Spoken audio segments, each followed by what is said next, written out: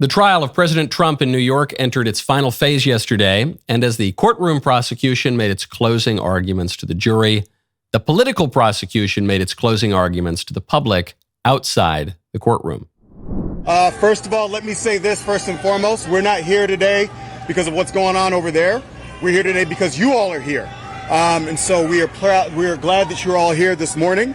We're here primarily because of the threat that Donald Trump poses to the United States of America and to our democracy. We're not here. We're not here because of Trump. I mean, we're here because of Trump, but we're not here. This is totally different. Presidential campaigns always hold random press conferences in Tribeca. Of course, Biden's campaign is there because of Trump, of what's going on in that courtroom. They tried to throw Trump in jail and it backfired. So now they're doing damage control. But no one wanted to show up to defend Joe Biden because every even semi-sensible person realizes how disgusting it is that Biden is trying to imprison his opponent. So the only prominent lib the campaign could get who is sufficiently stunad to defend the political persecution outside that courtroom in New York was Robert DeNiro, who gave the worst performance of his lifetime. We'll get to it. I'm Michael Knowles. This is The Michael Knowles Show.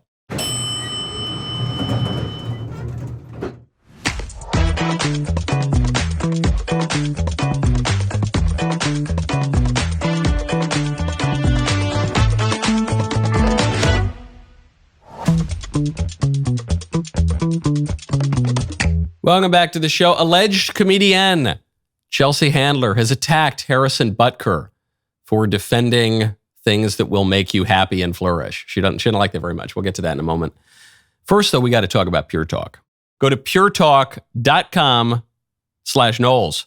Once again, Pure Talk is investing in their customers with their own money and without charging you an extra penny. As you plan your summer travel, make sure your wireless provider has you covered at home and abroad.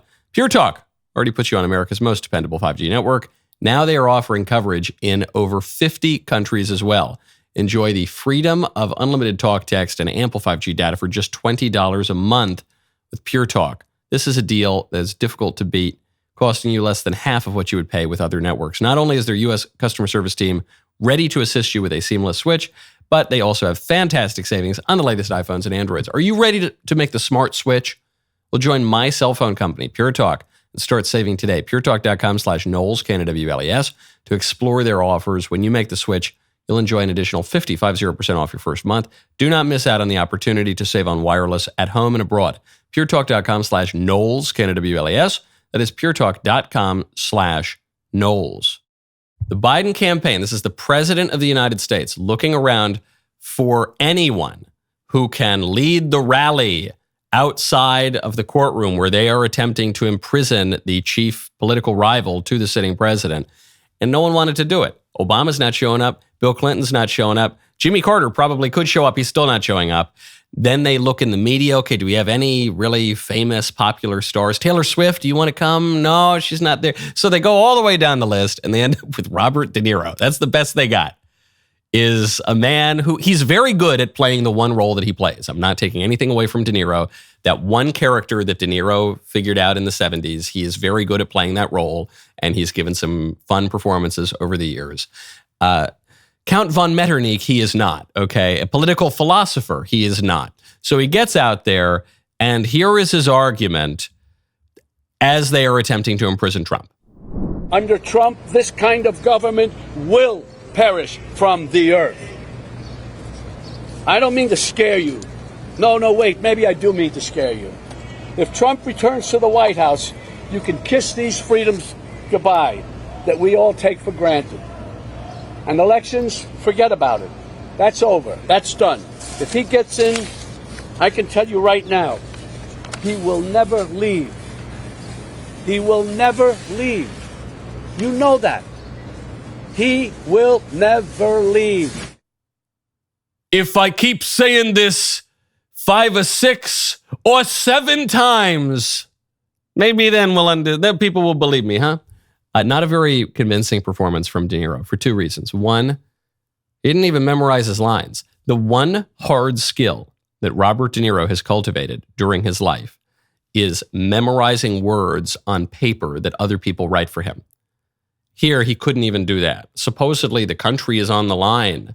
Our government will perish.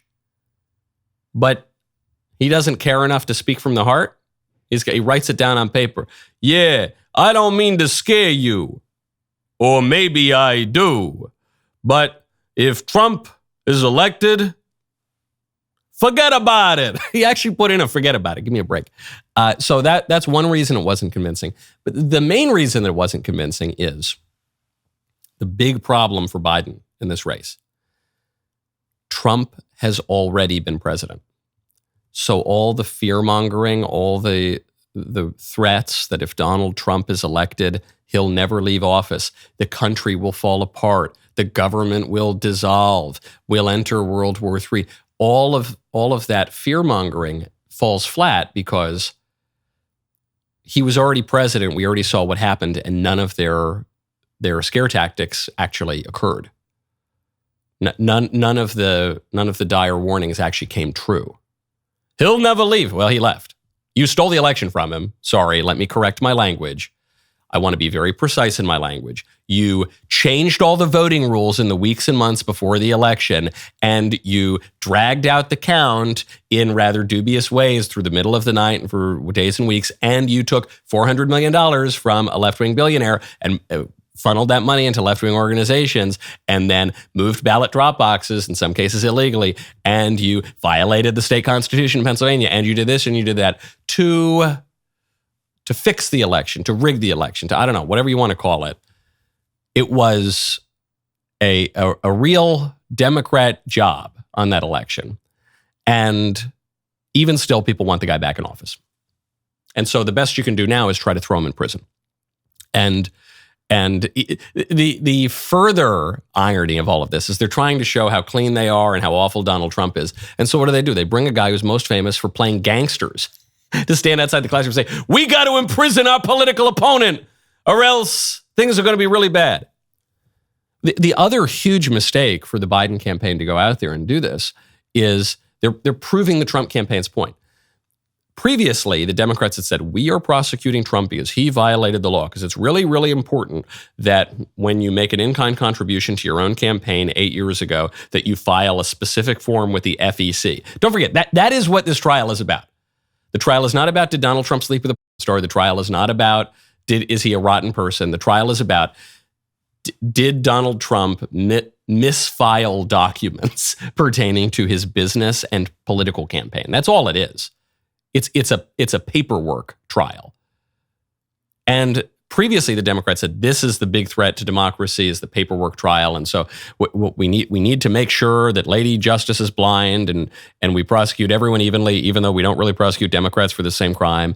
But now the Biden campaign is admitting, no, it's really just about how afraid we are of the prospect that Donald Trump could be reelected.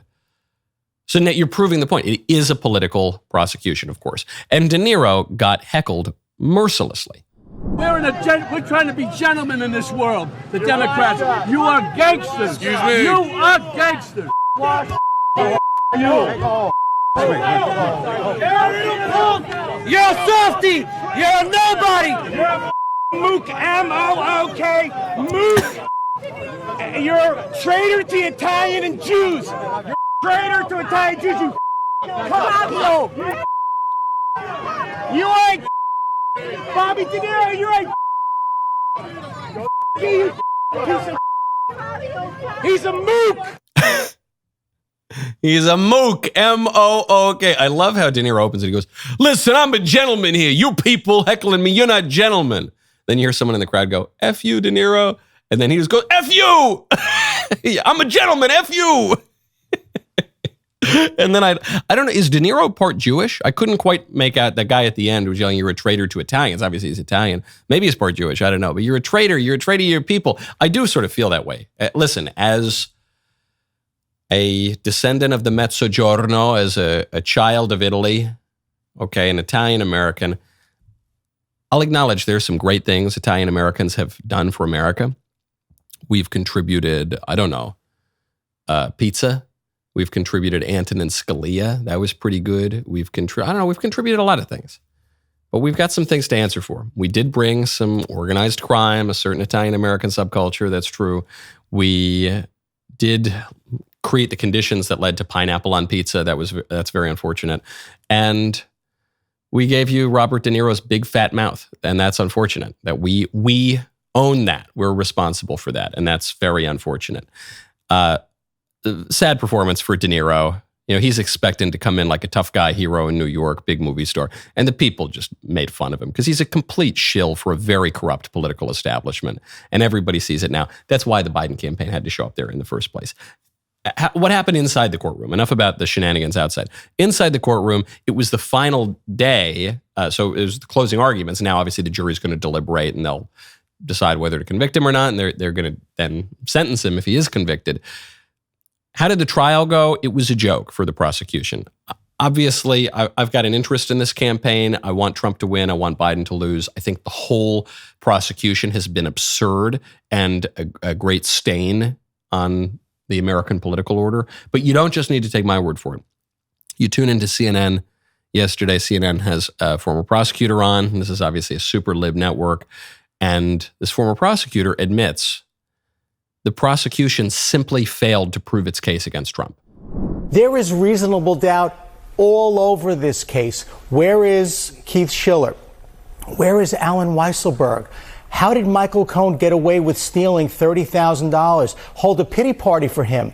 Made $4 million on this. Thought he'd be chief of staff. He's a fixer. If the plumber comes to my house to fix my leak, I could be home. That doesn't mean I know how he's doing it and what it's taking to be fixed. Stormy Daniels, let's hold a pity party for her. Why do we need to know whether or not the former president wore a condom or not? It's simply about, did the former president know that books, his records, false entries for legal fees? Michael Cohen was his lawyer. Did he intend to cover up the election or to protect his family? It's everywhere. There is reasonable doubt all over the case. That's the upshot. You don't just need to hear it from me. You don't just need to hear it from some right-winger or a staff member of the Trump campaign. That's CNN.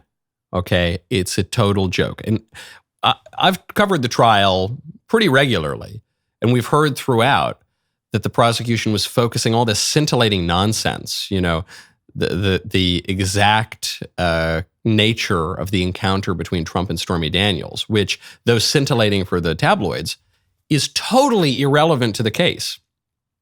Because the case is about paperwork. The case is about something that actually Stormy Daniels would know nothing about. Stormy Daniels, who already doesn't have credibility because she already made an official statement that she did not take hush money from Donald Trump and she did not have an affair with Donald Trump and all the rest of it. Michael Cohen, who has committed a crime that is, and is admitted to committing a crime that is worse than the crime that they're accusing Trump of. Michael Cohen wasn't even prosecuted for it.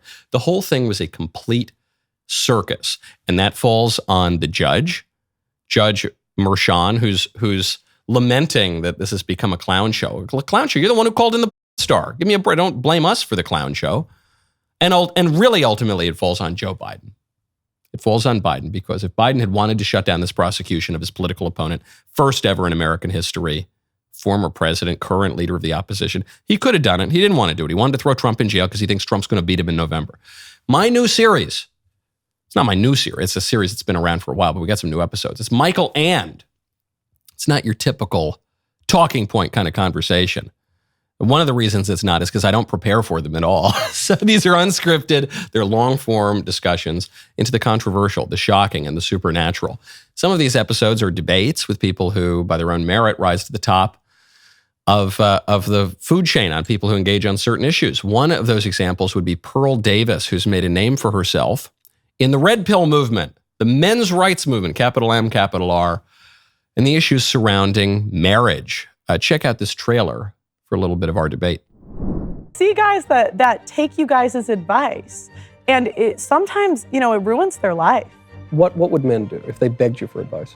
Again, I'm not in the business of telling men what to do, But I think you kind of are. Well, what % of women do you think are marriageable? I think you're skirting the issue. People are not going to return to marriage until you make the institution more fair. Well, what they'll do is they'll return. Yeah. Doesn't matter what you say. It doesn't matter what I say. You guys have been preaching marriage for a decade. Yeah. And the rates of marriage have still been going down. Why? Because the cost is too high and the quality of women is too low. How do you fix it? Do you want to get married?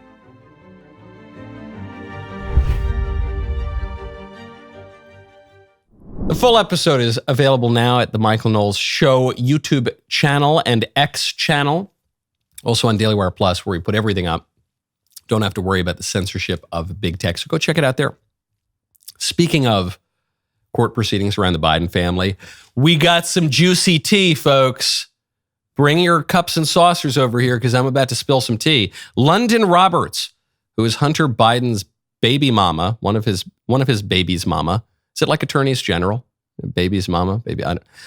She is set to release a tell-all book during the week of the Democrat National Convention. Already the Democrats were slated to have a convention crazier than any since 1968 when, protesters are attacking people. Well, now the 2024 convention has gotten even crazier because of Hunter's baby mama.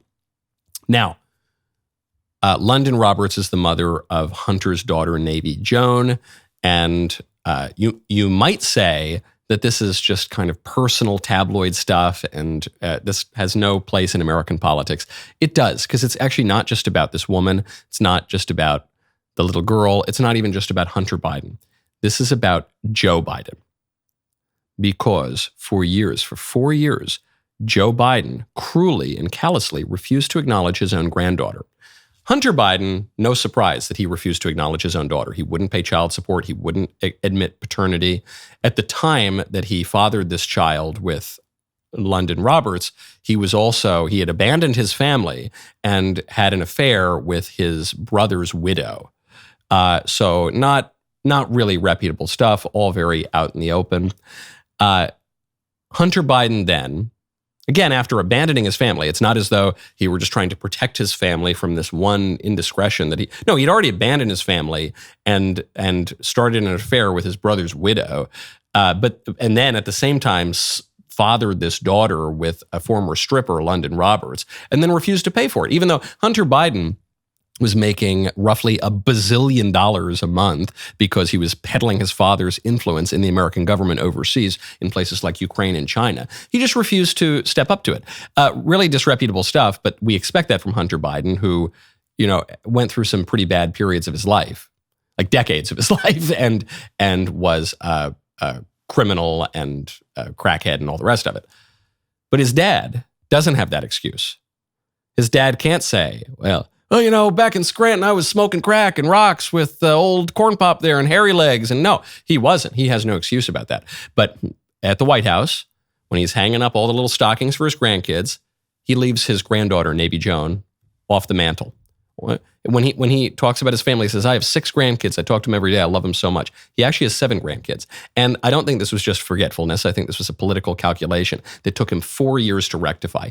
Really cruel stuff. Imagine you're this little girl. Your father's a complete deadbeat degenerate. And your grandfather is the president of the United States.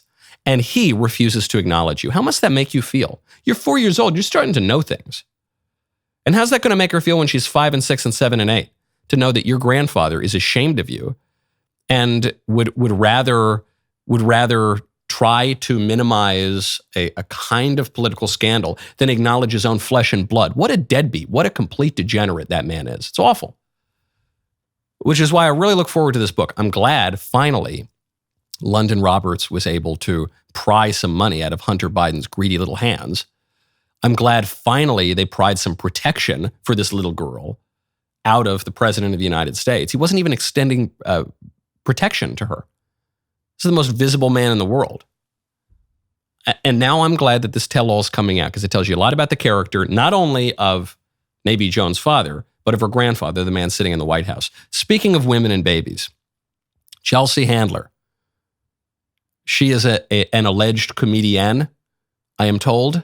Chelsea Handler has just attacked Mr. Giga Chad himself, Chiefs kicker Harrison Butker, over his remarks at Benedictine College when Harrison, a Catholic, articulated a Catholic perspective on life and marriage and family and eternity to the Catholic audience. This was too much for Chelsea Handler.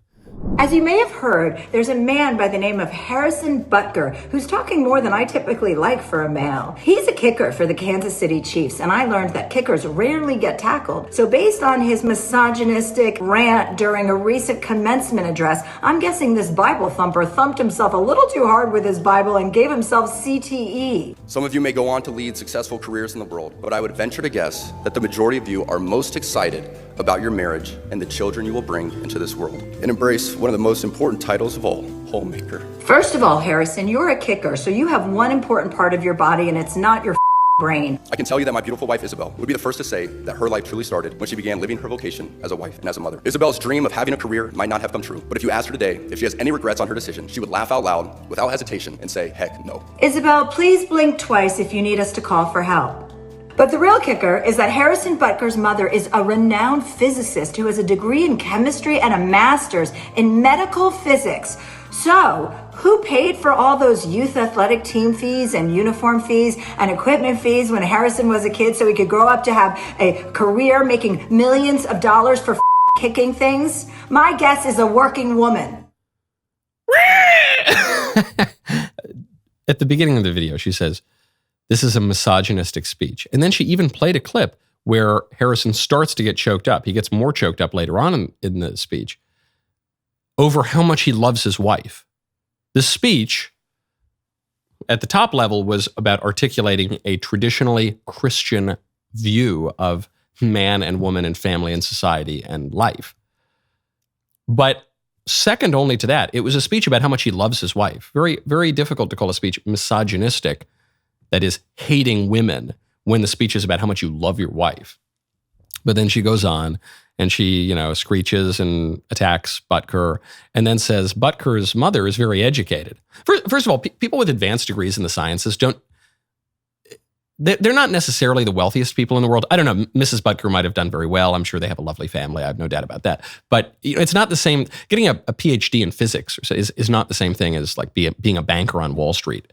No surprise that Chelsea Handler misses that subtlety. But let's say Mrs. Butker made a lot of money and supported her family, and I'm sure she did. I'm sure they have a lovely family. Where do you think Harrison Butker got his appreciation for a strong family from? That in no way undermines Butker's point. If anything, that buttresses Butker's point. But really, you don't need to examine any of those things. You don't really need to pick apart any of the points that Chelsea Handler is making. Look at those two people. You just saw them side by side. Chelsea Handler, Harrison Butker. Who seems happier? That's pretty much how I view political ideologies. That's how I consider habits in life. It's to some degree even how I consider religion. You know the tree by its fruit. I noticed this when I reverted. I was an atheist for 10 years or so. I was, if not a liberal, at least a libertarian. And then I noticed that some of these people in my life, many of the people in my life are just going out, partying all the time, hitting bars, just living that city lifestyle. But some people were Christian, practicing Christians. And they just seemed happier. They seemed happier than the atheists. And the people who were living, not just articulating, but living a conservative religious lifestyle, a Christian lifestyle especially, they were just happier and seemed more grounded than the people who were not. And that's a lot more persuasive than any TikTok video or any manifesto for that point. You know the tree by its fruit. Who do you want to grow up to be? Chelsea Handler or Harrison Butker? Or Harrison Butker's wife or mother, for that matter. That's not a difficult decision. Now, Butker obviously looks good.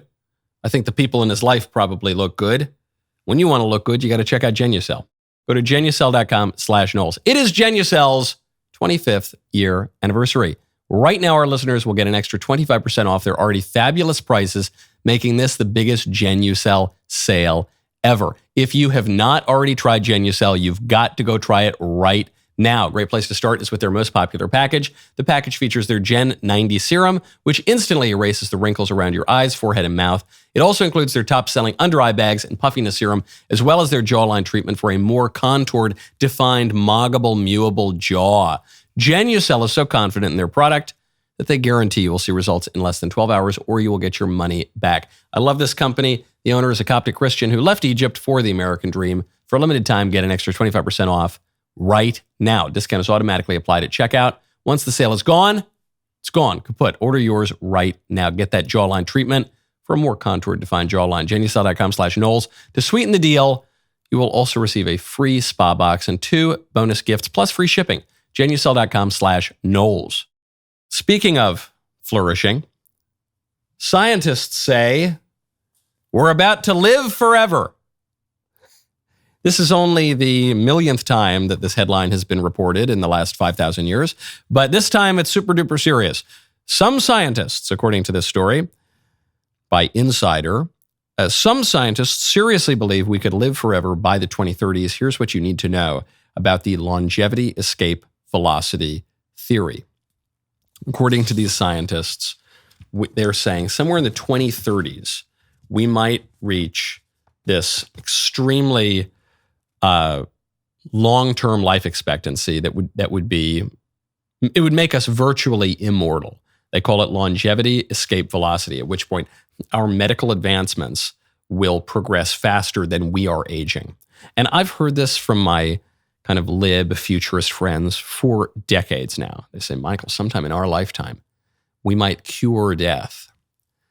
Every crazy pharaoh, dictator in history has tried to do something like this, but this time we're really, really close, they say, because we've got all these scientists who are being quoted in articles, and they say it'll happen. According to one, this is a longevity researcher, Aubrey de Grey, quote, everyone knows aging is bad. Everyone says it's bad, but nobody does anything about it. Like bad weather, people are stuck in the assumption that nothing can be done, even if we try. We wanted to put that assumption to rest. Now, I want to question that assumption a little bit. He's right, or she's right. I don't know if Aubrey is a man or a woman. It's very confusing these days. Our science can't distinguish between men and women, but we think we're going to cure death. Good luck. It is true that we know that death is bad. We just have this sense that we dread death. We don't want it. It feels unnatural. As I've quoted on the show a couple times in the past 2 weeks, my friend Patrick Madrid points out that the reason that death feels unnatural to us is because we weren't made to die, because we were made good. And how we understand this, how I understand this at least, is that we were in the Garden of Eden and it was perfect, and then man abused his free will and sin and death pervaded the world and we got booted out of the garden, and then we have death. But that's unnatural. You know, there are two meanings to the word normal. Normal meaning the way things are commonly done, and normal meaning ideal standards and norms. And so there's a gap between those two things because we're spirit and body, put together in a hylomorphic union, and because we're creatures who are made for eternity, but we're pilgrims living here in this world. That's traditionally how this distinction is understood. So from the perspective of the Garden of Eden, death is really, really bad. And we still have a little bit of that in our view. But I question the longevity escape velocity researchers when they say death is bad, period. Because when we get booted out of the Garden of Eden, death is the punishment. We will die. That's our mortality is just a fact of the fallen world. No one here gets out alive.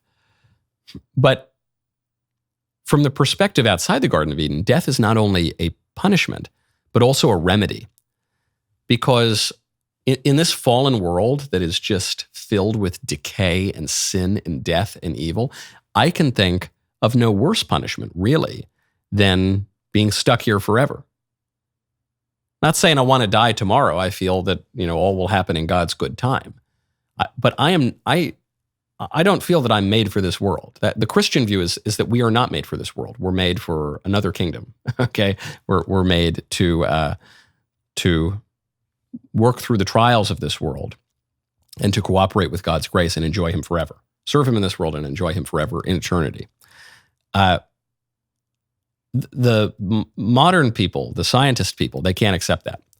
So they say, no, we figured it out. We might be able to live forever. Well, Christians will tell you, yeah, we figured it out too, or rather it was told to us. and we can use our reason to make some sense of this, and we can use our reason to bring us to the edge of Revelation. And Revelation tells us something about this. You can have eternal life too.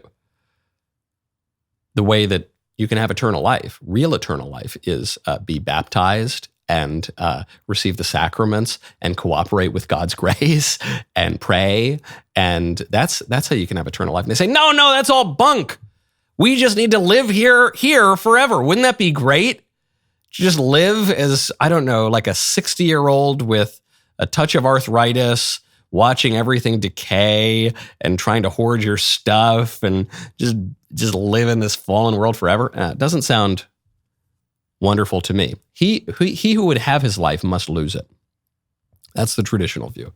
But I'm sure all these geniuses, the geniuses that crop up in every age, I'm sure that they'll have some better answer, right? Until that one falls apart too. Speaking of wonder drugs, Ozempic is the drug that makes you lose a lot of weight. And Ozempic has some side effects because it turns out in this fallen world, there's no such thing as a free lunch. So everything has a cost, and we always deny that to ourselves, but it's true. So even Ozempic, this wonder drug, it turns out that there are some side effects to it. Some of the reported side effects, Ozempic can make you, according to reports, a gambler and a sex fiend, and possibly file for divorce from your spouse. According to Professor Raymond Playford, who's an expert in molecular medicine at the University of West London, he's the co-author of this recent study. He told Mail Online, "We have some patients suddenly filing for divorce or splitting up from what seem to be stable relationships and changing their home situation, such as moving house on short notice. Risky behaviors due to impulsivity are also associated with side effects of Parkinson's disease drugs." So it's not just Ozempic. There are other drugs that lead to risky behavior, impulsive behavior, sometimes promiscuity, all the rest of it. But this one is particularly funny because why do they take Ozempic? People take Ozempic to make themselves more physically desirable. So I guess if you want to look at this as the glass half full, if you take Ozempic, you will probably look a little bit more desirable on the dating market, which you will have to enter into after the drug makes you abandon your family and divorce your wife. Does that seem worth it? What's it for? What is the drug for? Sounds like it could ruin your life. It doesn't seem like shedding a few pounds is necessarily worth becoming a gambler, bacchanal, attending satyr. To me at least. Seems like we're kind of putting the cart before the horse there. But it's another reminder. There is no wonder drug. There is no shortcut. Anytime you think you found a wonder drug or a shortcut, you probably have not. There is a cost to everything in life. And people have been tempted by fantasy, by omnipotence for all of history. But this is especially pronounced in liberal modernity, which replaces God with us. We think that we can become our own God. This is the title of Yuval Harari, the very popular left-wing intellectual and writer. His book, Homo Deus, that we've become so conscious, so genius, that we're now going to end Homo sapiens, and we're going to create ourselves into this new godly creature, Homo Deus, that has control over everything. We're not going to do that. And if we were to become gods, we would live in a world of very horrible gods indeed, because we're not all good, and we're not all knowing, and we're not all powerful. And so the degree to which we make ourselves a little bit more powerful, that can have really disastrous consequences. There is no shortcut. If you are a fatty, just put down the cupcake and go for a run on the treadmill. If you try to have a shortcut, you might lose all your family's money and then lose your family because you divorce them. Not a good idea. Speaking of families, President Trump has just called the family of missionaries who were killed in Haiti. Perhaps you saw this story. I didn't cover it yesterday. This young couple, Davy and Natalie, they were missionaries. They went out to help the people of Haiti. And because Haiti is a failed state filled with some of the worst cannibal gangs and most awful villains anywhere on earth, they were killed. Now, the daughter here, Natalie, her father is a Missouri state representative, this guy, Ben Baker. And so Representative Baker just tweeted out that Trump called the family to express his condolences. He writes, just got off the phone with Donald J. Trump. He was just calling to give condolences to us and to the family for Davy and Natalie. He really does care about people. He said, I couldn't believe how beautiful these two young people were. They looked like models. Thank you, Mr. President. It's really sweet because you can tell it's sincere even just in the diction that Trump uses. You know, Trump, former head of the Miss Universe pageant and big showbiz guy, he talks about, look how beautiful they were. They're just so beautiful. They could have been models, you know. I mean, and so which some people will say, well, that's not the point, Mr. President. No, it's actually a sincere expression of condolence. And it was a really nice thing for Trump to do personally. And it's a really smart thing for Trump to do politically, because it draws such a sharp contrast between Trump and Biden. I don't think Biden has called the family yet. Probably he will not. Furthermore, Joe Biden persecutes Christians. Joe Biden's DOJ and FBI spy on Christians. They spy on traditional Catholics who they view as extremists and threats. Biden's federal agencies try to persecute Catholics. When Biden was part of the Obama administration, when he was VP there, they started suing nuns, the Little Sisters of the Poor. But even as Biden has been president himself, he's tried to restrict what Catholic schools and Catholic adoption agencies can do when he's not outright spying on them. He's persecuting Christians. He's saying if you're a Christian and therefore don't believe in things like, I don't know, gender ideology, don't support things like infanticide through, well, then you don't have political rights anymore. We're going to force you to believe in those things and to support those things. Biden persecutes Christians. Trump defends Christians. Why were the missionaries in Haiti in the first place? Maybe they were just there to spread the gospel. Why was it so dangerous for them to be there? Well, it was particularly dangerous because Haiti is now a failed state on Joe Biden's watch, because Joe Biden is supposed to be the head of the global empire, the global hegemon, the United States. There should not be failed states if America is so good and so powerful. Certainly not failed states right off our coast. But there are, because Biden is a terrible president and he's mishandled foreign policy. So there's a failed state there. That's another reason that these people were killed very tragically. This sort of stuff didn't happen under Trump. We had relative world peace under Donald Trump. It's just a really sharp contrast. So what kind of country do you want to live in? The kind of country where Christians are allowed to be Christian, the kind of country where the world is relatively at peace, or the current country we're living in, which sacrifices religious rights for infanticide and children, and which has an increasingly dangerous world that has brought us to the brink of not only regional but global conflict multiple times in just the 3 years the guy's been in office. Jeremy's second-generation razors, they're here. They're bigger, they're better, and they are blacker. I'll try to explain that last part. We brought in the experts to help us advertise our new, great second-gen razors. Their suggestion, they said more DEI. So we created a new Jeremy, a black Jeremy.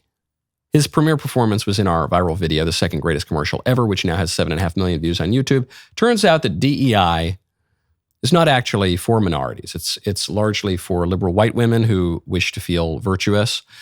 So we will let other razor companies spend money on DEI initiatives and woke ideology. Jeremy's is only concerned with making a great razor. Don't worry, we are keeping Black Jeremy, not to appease the DEI czars, but because we like him and we think he's cool. The second-gen razors have been radically redesigned, featuring a new ergonomic handle for superior durability and sharper, longer-lasting blades. You can get the new Sprint 3 for a quick, clean shave, or our new and improved Precision 5 for an exceptionally smooth and close shave. Head over to jeremysrazors.com. Start shaving like a man, not a manifesto. My favorite comment yesterday is from Dr. Stephen H. 7057, who says, being a libertarian, capital L, Libertarian Party, is like being an atheist. Feels good to be on a side without any responsibilities. That is true. And I will tell you, as a young man, mentioned earlier, I was a libertarian for some years. That is a broad part of the appeal. One part is you don't have to stand for any particularly controversial convictions, because the essential conviction of the libertarians is just do whatever you want. So it's not.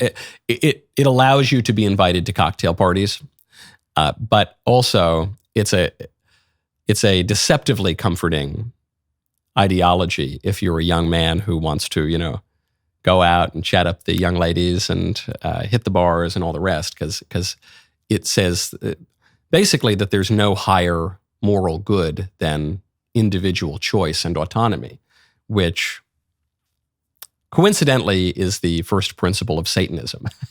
Do as thou wilt shall be the entirety of the law. So say the Satanists, and unfortunately, those who promote licentiousness. Speaking of foreign affairs and Joe Biden, Claire McCaskill, former Democrat senator, has just made a controversial, but I think accurate point on the state of the Biden campaign. She says the top goal for Joe Biden right now has to be not necessarily to fix the economy, not to secure the border, not to do this, not to do that.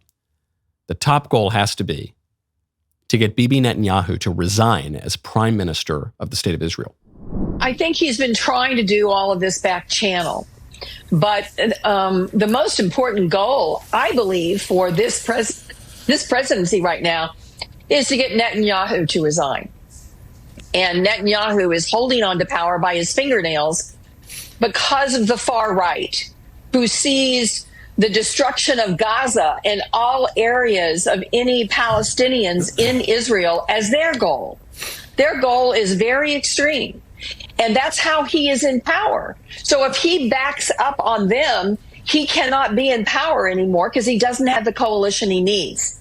So I think that Biden has to continue to try to press other people in the Israeli government to move as quickly and as strongly as they can to get Netanyahu out of that position. Claire McCaskill is totally right. Never thought I would say that sentence, but it's true. I've said this from the beginning of the war in Gaza. This is a particularly dangerous issue for Biden. Not because the issue matters all that much more to Americans. I don't think Americans really care that much about the Israel-Gaza conflict at all. I don't think they really care that much about the Ukraine-Russia conflict. I don't think they care too much about Taiwan and China's conflict. Most people care much more about their wallet, about the invasion happening at our own border. They care about domestic issues. But the reason that this is a top urgent priority for Biden is because the Israel-Gaza war is an issue that splits his own supporters. Biden's donors, the Democrat establishment, broadly pro-Israel. Biden's rank and file grassroots supporters, if he has any at all, at least the Democrats' grassroots supporters, absolutely hate the state of Israel and are waving Palestine flags and wearing keffiyehs, for goodness sakes. Okay, they are on diametrically opposed sides of this issue, and they are calling the other side genocidal. So pretty much the worst thing you can accuse anybody of, that is what each side within the Democratic Party, within Joe Biden's voter base, is doing to the other side. This doesn't involve Republicans. This doesn't involve conservatives. This is an intra-Democrat fight, and that is extremely dangerous because Joe Biden is the leader of the main country in the world that matters, the country that dominates the global order. So if Biden wanted to end the war in Gaza tomorrow, he could do it. Because we fund the Israeli military, and we tell not only Israel what to do when we want to, we tell every country in the world what to do when we want to. And we can do that. We don't exercise that power very often, but we could. We certainly could. We're the global. Who's going to challenge us? China is rising to some degree. India is rising to some degree. Russia is kind of a joke. So it falls to Biden. So when Netanyahu is just glassing parts of Gaza, the pro-Palestine Democrats are going to blame Joe Biden for that. They're going to be less likely to vote for him in November. When Biden then, to try to stop the bleeding of his political support, tries to appease the keffiyeh-wearing pro-Palestine people, then his pro-Israel supporters and his donors and the Democrat establishment are going to turn on him. They're going to say, you support these genocidal supporters. And the other side will say, you support that genocidal Netanyahu, and they're just tearing each other apart. So Biden thinks that the number one priority is end the war in Gaza. And to end the war in Gaza, you got to get Bibi Netanyahu out of power. I hate to admit that Claire McCaskill is right because it seems so off base. How on earth could Biden's top priority be an election in the state of Israel? But if you're a Democrat right now, you're seeing your party fray apart over this issue, you would probably come to that conclusion too. Now, speaking of the Israel-Gaza war, this is a story from last week, but it's worth mentioning. A number of European countries have now acknowledged a Palestinian state. Just a quick little 100 years of history here. historic Palestine was a territory that was dominated by the Ottoman Empire. And then after World War I, the Ottoman Empire goes away and Britain controls the land. There's still no nation state here or anything like that. And then Britain says that they're going to establish a national homeland for Jews, but they're kind of loose on the details of that. But we see the beginnings of this in the Balfour Declaration. And then you already had a lot of Jews moving to the land, and then you get more Jews moving to the land. And then in 1948, there's a war of independence where the Israelis declared, we've got this state. The international bodies acknowledge this state. And so what about the Palestinians? Well, it's just kind of a territory, and it's very ambiguous. And the borders have shifted a lot over the years. And Palestinian statehood has been a cause largely championed by the left, but in the West, it's been nebulous. Well, now you've got Norway, Ireland, and Spain officially recognizing a Palestinian state. Among the G20, now 10 countries, so, the big players, 20 of the big players on the global stage, 10 countries, Argentina, Brazil, China, India, Indonesia, Mexico, Russia, Saudi Arabia, South Africa, and Turkey have acknowledged a Palestinian state. Now, 9 countries have not. That includes Australia, Canada, France, Germany, Italy, Japan, South Korea, the UK, and the United States. But really, that doesn't matter. What matters is what the United States acknowledges. That's really, I don't care what Argentina says about politics in the Middle East. No one cares. All that matters is the United States, because the United States is, for now, the only entity on earth that can project military power in any really serious way. And we dominate the global economy. We're the global reserve currency. And we're still living off at least the fumes of the post-Cold War global scenario in which we were the last superpower remaining. Okay, so that's all that matters, which means the buck stops with Biden, an unenviable position to be in if it's an election year and there's a very controversial war in Gaza going on. So the dissatisfaction with Biden is getting much, much worse. You're seeing this reflected in polls. The majority of Democrats want to replace Joe Biden at the top of the ticket. The majority of Democrats do not want Biden to be their nominee in 2024. This according to Rasmussen, poll of 1,100 likely voters between May 20th and 22nd. They asked a question: would you approve or disapprove of Democrats finding another candidate to replace Biden before the election in November? Of all people, only 49% said that they approved. But what makes it interesting is it wasn't that most Republicans want to throw Biden out. That may be what you would expect, because Republicans don't like Joe Biden, right? No. The reason it was 49 is 54% of Democrats approve of replacing Biden, only 43% of Republicans. The biggest supporters of Joe Biden as the Democrat nominee right now in the country are Republicans, because they view Biden as weak, because he has signaled that he is weak, because he's sending his campaign to show up outside of the trial where they're trying to imprison his political opponent, and they can't even get any serious name to show up to talk at that. They have to get Robert DeNiro, star of gangster movies from the 70s. Give me a break. Because Biden is desperately releasing oil from some of our strategic reserves, because Biden is desperately trying to buy off young, yuppie, liberal college grad voters by paying off their student loans. He's doing everything he can because he feels that he's weak. Because he is weak. So now you have a clear majority of Democrats. And all I'm going to tell you on this point is it's not going to happen. So many people, they keep the real political nerds who, I don't know, it's like the fantasy football version of presidential politics.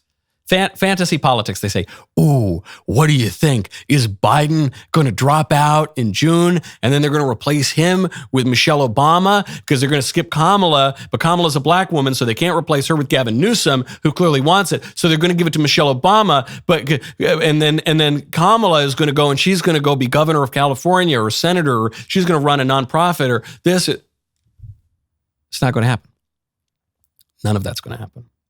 Look, Biden is very aged, so who knows? God forbid. I hope he lives as long a life as God wants him to. But he's quite old and in decline. Something could really happen with his health. Short of that, he's the nominee. You're going to have to pull that guy out of the White House on a stretcher. Okay, he is not going anywhere. The Democrats are stuck with him. They've made their bed. They must lie in it. Today is Woke Wednesday. The rest of the show continues. Now, you do not want to miss it. Become a member. Use code Knowles, K-N-O-W-L-E-S, at checkout for 2 months free on all annual plans.